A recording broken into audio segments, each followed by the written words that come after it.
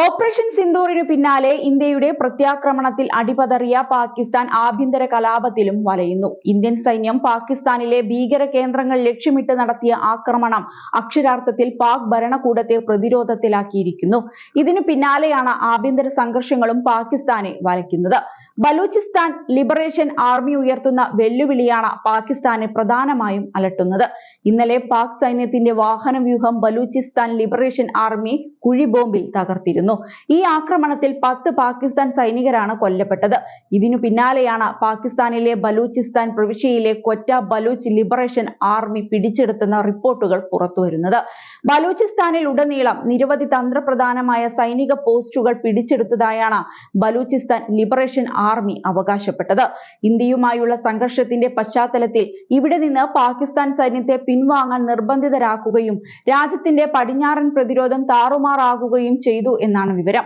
കൊറ്റയെ കൂടാതെ കെച്ച്, മസ്തങ്, കാച്ചി ജില്ലകളിലെ 6 സ്ഥലങ്ങളിൽ റിമോട്ട് കൺട്രോൾ IED-കൾ, ഓട്ടോമാറ്റിക് ആയുധങ്ങൾ, ഗ്രനേഡ് ലോഞ്ചറുകൾ എന്നിവയുടെ സംയോജനം ഉപയോഗിച്ച് തങ്ങൾ ഏകോപിത ആക്രമണങ്ങൾ നടത്തിയതായി BLA വക്താവ് ജിയാൻഡ് ബലോച്ച് പറഞ്ഞു. ഈ ആക്രമണങ്ങൾ പ്രത്യേകിച്ചും പാകിസ്ഥാൻ സേനയെയും അവരുടെ വിതരണ വാഹന വ്യൂഹങ്ങളെയും ലക്ഷ്യമിട്ടായിരുന്നു.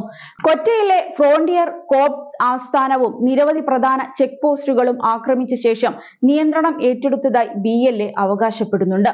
കംബ്രാണി റോഡിലെ സഫർഖാൻ ചെക്ക് പോസ്റ്റിൽ 2 സ്ഫോടനങ്ങൾ റിപ്പോർട്ട് ചെയ്തിരുന്നു. അതേസമയം ഹസാര ടൗണിലെയും കിരാനി റോഡിലെയും പാകിസ്ഥാൻ പോസ്റ്റുകളിൽ സായുധരായ അക്രമികൾ കനത്ത വെടിവെപ്പും സ്ഫോടക വസ്തുക്കളും ഉപയോഗിച്ച് ആക്രമണം നടത്തി. മെയ് 8-ന് സമറാനിലെ ദഷ്തക് പ്രദേശത്ത് BLA പ്രവർത്തകർ ഒരു പാകിസ്ഥാൻ ബോംബ് നിർവീര്യ സ്ക്വാഡിനെ ലക്ഷ്യമാക്കി നടത്തിയ സ്ഫോടനത്തിൽ ഒരു സൈനികൻ കൊല്ലപ്പെട്ടു. പിന്നാലെ കഡ്ഗനിലെയും സഹ്ഡിമിലെയും ചെക്ക് പോസ്റ്റുകളിൽ വെവ്വേറെ ആക്രമണങ്ങൾ നടന്നു. IED ആക്രമണത്തിൽ സഹ്ഡീമിലെ ഒരു ആർമി സപ്ലൈ ട്രക്ക് പൂർണ്ണമായും തകർന്നു. ആശയവിനിമയവും ലോജിസ്റ്റിക്സും തകർക്കുന്നതിനായി കച്ചിയിലെ ഹാജി ഷാഹറിലെ ഒരു യൂഫോൺ കമ്മ്യൂണിക്കേഷൻ ടവർ നശിപ്പിക്കുകയും ചെയ്തു എന്നാണ് വിവരം.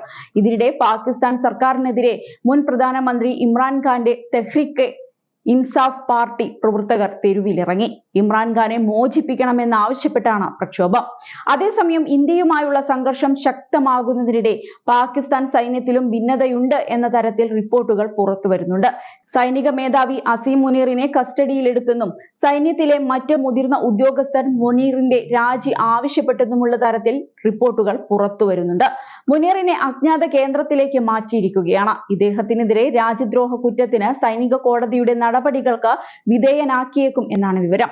അസീം മുനീറിനു പകരം ഷംഷദ് മിർസ സൈനിക മേധാവി സ്ഥാനം ഏറ്റെടുക്കുമെന്നാണ് റിപ്പോർട്ടുകളിൽ നിന്ന് വ്യക്തമാകുന്നത്.